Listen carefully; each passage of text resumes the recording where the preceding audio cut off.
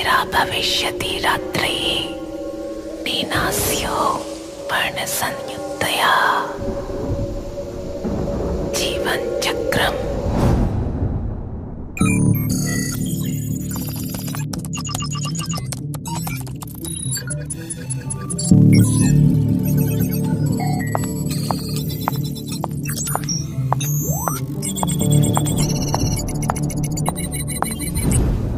Are you sure? तुम्हारी आखिरी team जो फील्ड में सर्वे के लिए गई थी, उनके 5 लोग इसी एरिया से गायब हुए थे।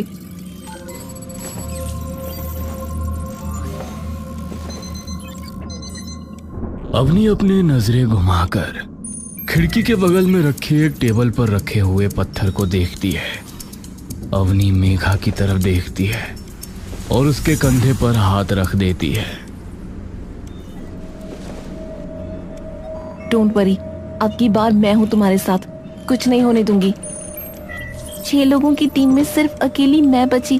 अगर कुछ मिला तो सिर्फ ये 5 पत्थर। इस पत्थर के बारे में मैंने तुम्हें नहीं बताया ना अभी तक? क्या नहीं बताया? इन 5 पत्थरों की शेप ध्यान से देखी है तुमने? हाँ, एक वूम की शेप है, पर ये शेप किसी सिंपल वूम की नहीं है, एक प्रेग्नेंट औरत के वूम की है। व्हाट? सबको यही लगा कि इन 5 पत्थरों की सिर्फ शेप नॉर्मल है, पर मुझे पता था इन 5 पत्थरों में कुछ और भी छुपा है। तो आपको कुछ मिला? अवनी पत्थर की ओर देखती है और उसके पास चली जाती है और जिस टेबल पर वो पत्थर रखा होता है उसकी ड्रॉअर से एक कागज निकालती है। इन्हें स्कैन किया गया तो इनमें से ना कोई रेडिएशन मिली और ना ही कोई और एनर्जी, पर हम एक चीज चेक करना भूल गए। क्या? Audio frequency. जब मैंने इन पत्थरों को इंफ्रासाउंड डिटेक्टर्स में एनालाइज किया तब उनमें से एक बहुत ही कम फ्रीक्वेंसी की साउंड वेव डिटेक्ट हुई। क्या था उसमें? एक संस्कृत का श्लोक था, और वो भी पूरा नहीं सुन पाए, सिर्फ कुछ ही शब्द डिकोड कर पाए। क्या थे वे शब्द?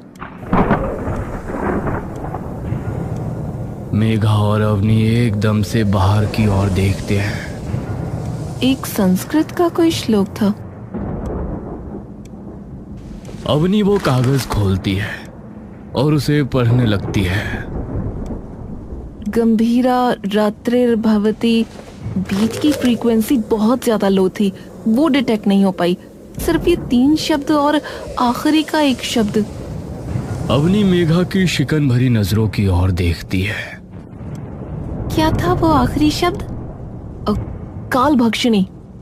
मेघा जैसे ही वो नाम सुनती है उसके शरीर का हर कतरा कांप उठता है, ना जाने क्यों। क्या मतलब है उस श्लोक का और इस शब्द का? गंभीरा रात्रिर्भवति, जब रात और गहरी हो जाए। काल भक्षिणी, वक्त को खा जाने वाली। मेघा, कहाँ है तेरा ये नया intern?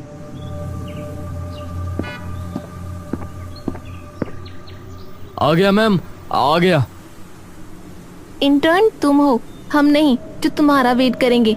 You should be on time. I am so sorry ma'am, वो मैं मंदिर में माथा टेकने के लिए रुक गया था। अवनी एकदम से राहुल की ओर देखती है।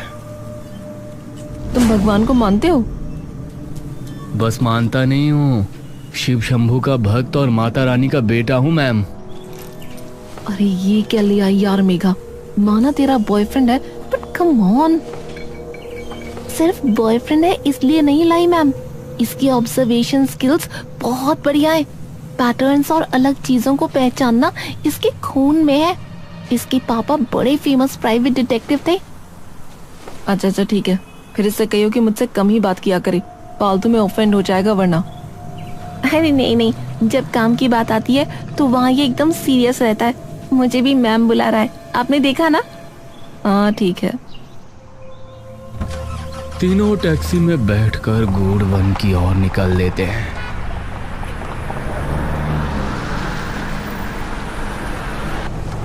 राहुल, एक सवाल पूछूं? जी मैम, पूछिए ना। तुमने यही रिसर्च क्यों ज्वाइन की? तुम तो इतने अच्छे कॉलेज में हो, डॉक्यूमेंट्री तो और किसी चीज पर भी बना सकते हो। बना तो सकता हूँ, पर मेरे लिए ये ज़्यादा इंटरेस्टिंग है क्योंकि इसमें कुछ नया है। क्या पता कोई नई कहानी मिल जाए, क्या पता कोई नई महागाथा मिल जाए, क्या पता कोई नया भगवान मिल जाए। अवनी कुछ देर राहुल को मुस्कुराकर एक अजीब सी नजरों से देखती रहती है। जुनून है अभी नई चीजों का, कुछ अलग करने का है ना। उम्मीद करती हूँ तुम्हारे मन में हमेशा यही जुनून बना रहे, क्योंकि उम्र का तकाजा ऐसा है कि एक वक्त पर सिर्फ पुरानी बातें याद रहती हैं। राहुल चुपचाप अवनी को देखता रहता है। गाड़ी जंगल के बीचों बीच एक सुनसान सड़क पर आकर रुकती है। तीनों गाड़ी से उतरते हैं।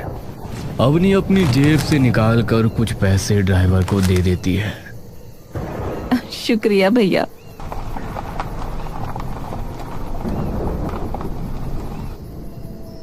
अवनी, मेघा और राहुल अब सुनसान जंगल में एकदम अकेले थे।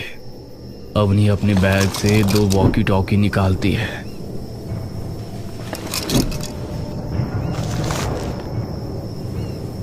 इन्हें अपने पास ही रखना और ज्यादा दूर मत निकल जाना। स्पेशली राहुल, तुमने ये कभी किया नहीं है, इसलिए बता रही हूँ। अवनी, वैसे हम यहाँ सुबह भी तो आ सकते थे ना, फिर अभी क्यों आए? और एक बात मैम, और जो मुझे पूछनी थी, आमतौर पर ऐसे रिसर्च में टीम बहुत बड़ी होती है, लेकिन हमारी टीम में सिर्फ 3 लोग हैं, क्यों?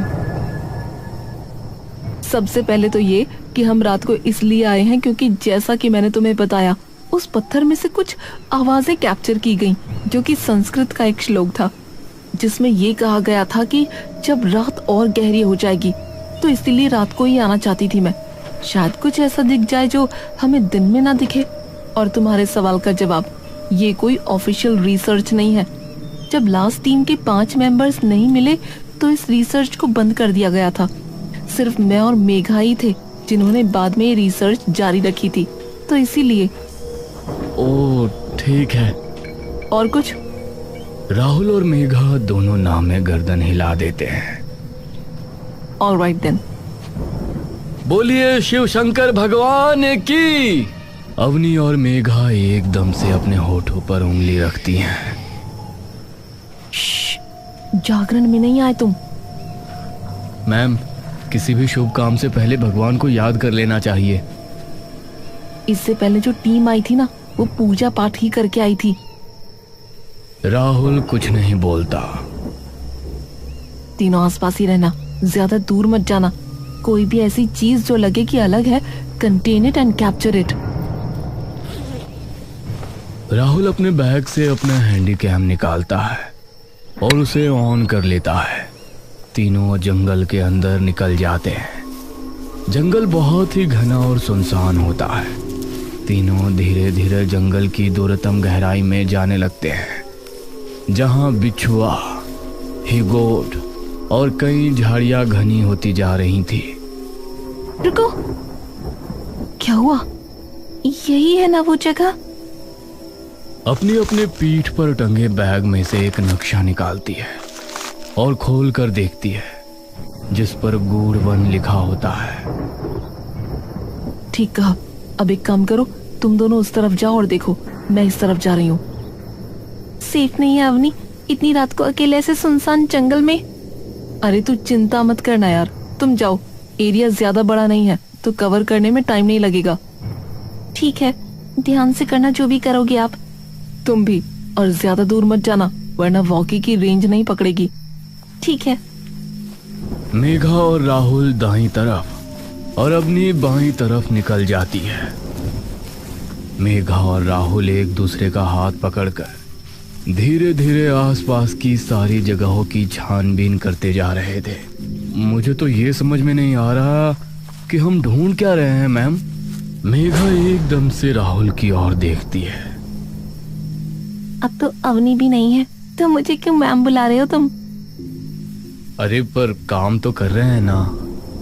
बे प्लीज ना, मत बुलाओ। अच्छा अच्छा ठीक है मेरी जान।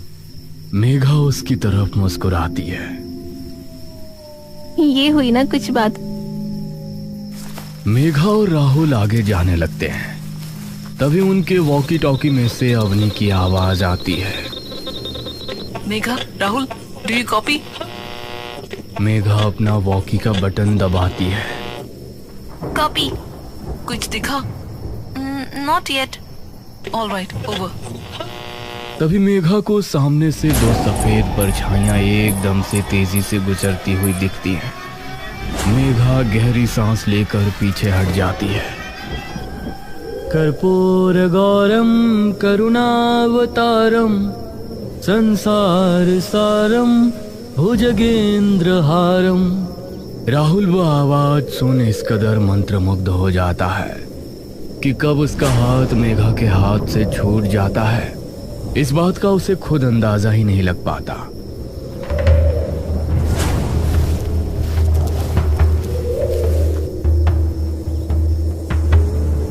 आ जाओ, आओ ना, आओ।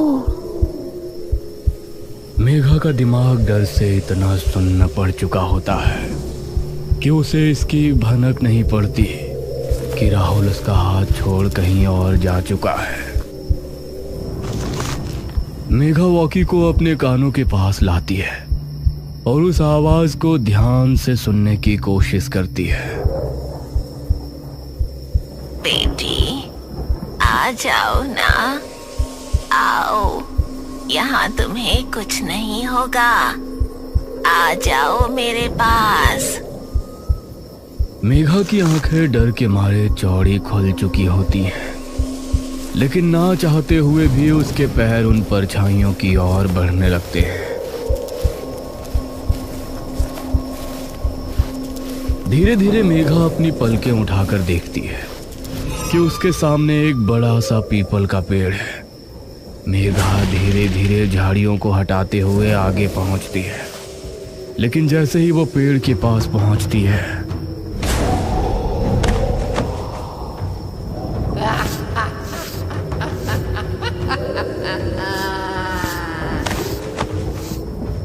ये मैं कैसे? ये तो मैं हूँ। मेघा कांपती बिखरी सांसों से रोना शुरू कर देती है।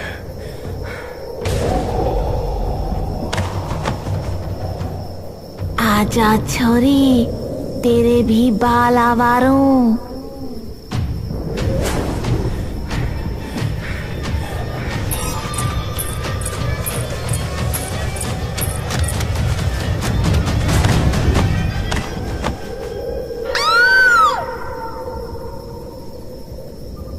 राहुल मंत्र की ओर बिना कुछ सोचे समझे जा रहा होता है कि तभी उसे अपने सामने एक अग्निकुंड दिखता है, जहां एक मर्द औरत के लिबास में कुंड के सामने बैठा है।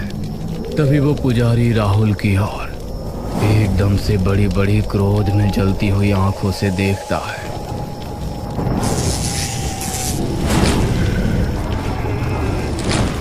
राहुल का शरीर मानो एकदम से बेजान हो जाता है। राहुल वहीं बिखर कर गिर जाता है और जैसे ही वो गिरता है, वो पुजारी जोर से अपनी दैत्य ध्वनि में चिल्ला उठता है, स्वाहा! आहुति संपन्न हुई। अवनी अपने वॉकी टॉकी पर राहुल और मेघा से बात करने की बहुत कोशिश कर रही होती है। Megha, Rahul, do you copy? दूसरी तरफ कोई आवाज नहीं आती। Damn it! अवनी उन्हें ढूंढने के लिए पीछे मुड़ती है कि तभी उसे मेघा के चिल्लाने की आवाज आती है। अवनी मुड़कर उस आवाज की ओर देखती है। जैसे ही वो आवाज के करीब पहुंचती है,